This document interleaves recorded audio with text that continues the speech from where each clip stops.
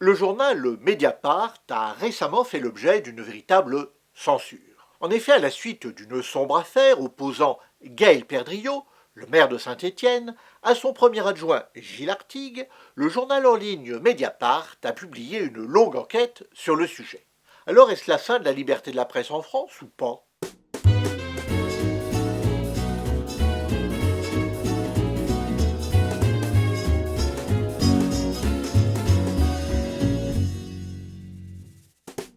J'essaie de vous résumer rapidement les faits.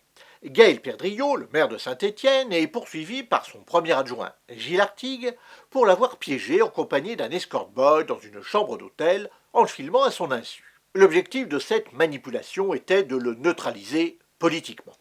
Et il faut dire que si c'est avéré, la menace est efficace, puisque Gilles Artigue, qui ne cache pas son engagement catholique, a plusieurs fois tenu publiquement des propos très critiques au sujet de l'homosexualité.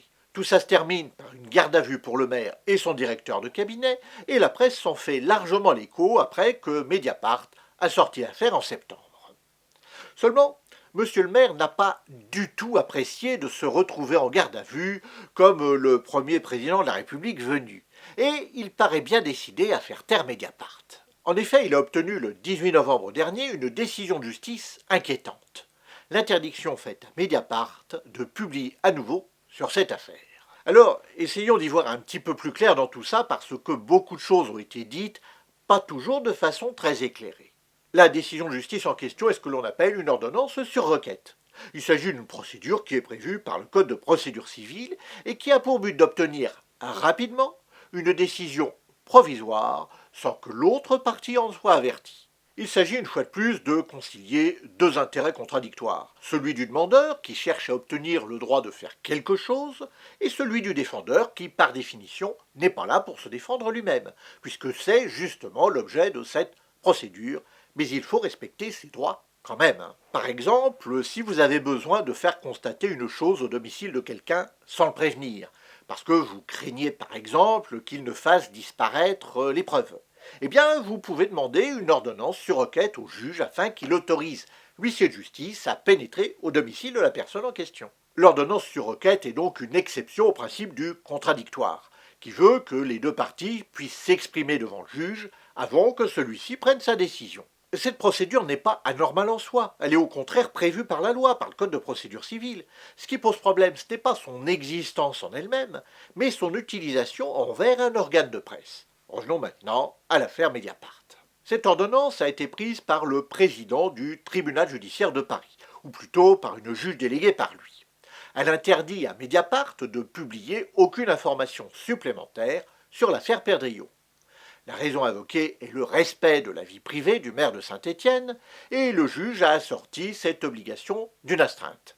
C'est-à-dire que Mediapart devra payer la somme de 10 000 € par extrait de l'enregistrement litigieux qu'il publierait après cette décision.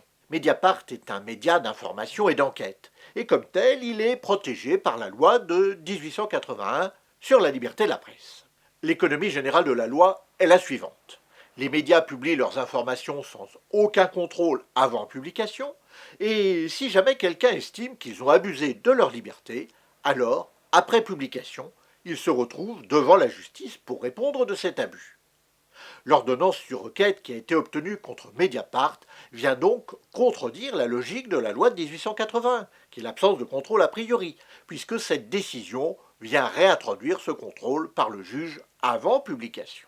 Bon, il faut un peu tempérer la gravité de cette décision. L'importance juridique d'une ordonnance est très modeste, et en plus il ne s'agit que d'une décision provisoire, qui ne décide rien sur le fond de l'affaire et qu'en plus, il est facile et rapide de contester.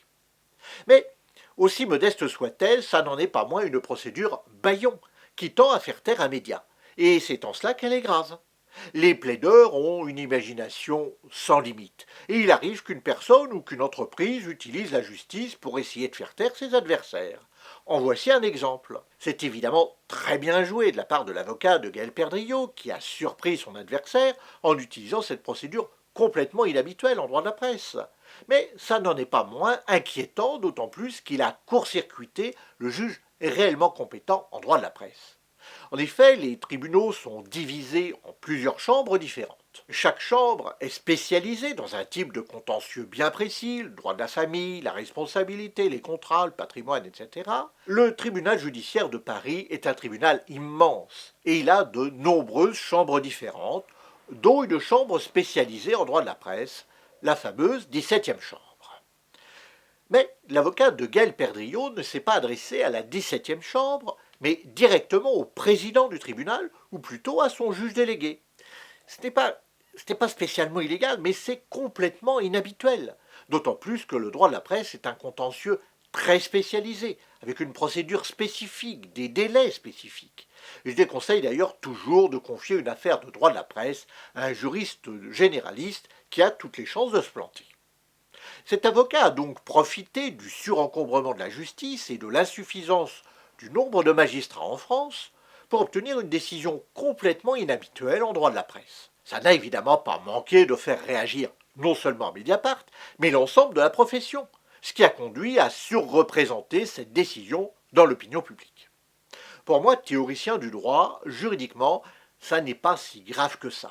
Il s'agit que d'une décision tout à fait provisoire et non pas d'une décision définitive. Et en plus, comme je disais tout à l'heure, il est très facile de faire revenir la justice dessus. Il y a d'ailleurs une audience spécialement prévue pour ça demain matin. Je n'en connais évidemment pas encore le sens, mais lorsque vous verrez cette vidéo, elle aura été rendue, vous pouvez chercher dans la presse. Ça n'est pas si grave que ça, mais ça n'en constitue pas moins un mauvais signe pour la liberté d'expression en France.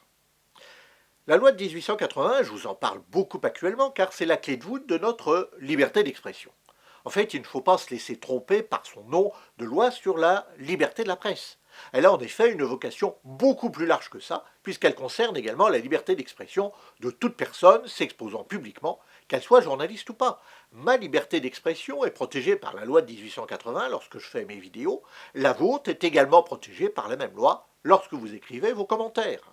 Si vous ou moi excédons notre liberté, nous pouvons répondre de notre écart devant un juge indépendant et impartial au terme de la loi de 1881. Pour revenir une fois de plus à l'affaire Mediapart, au-delà de l'erreur d'un magistrat qui sera rapidement corrigée, c'est le signe de l'insuffisance notoire des moyens accordés à la justice dans notre pays.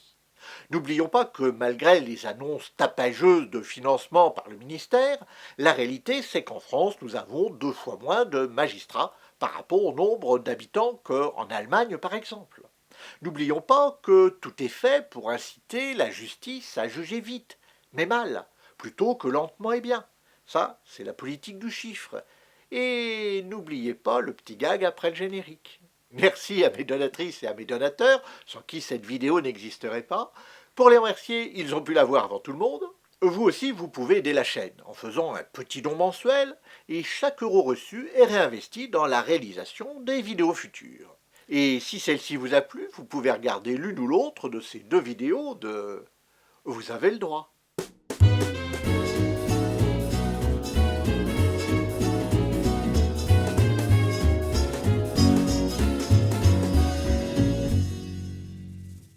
Ordonnance sur requête par-ci, ordonnance sur requête par-là. Moi, je préfère les ordonnances sur croquette.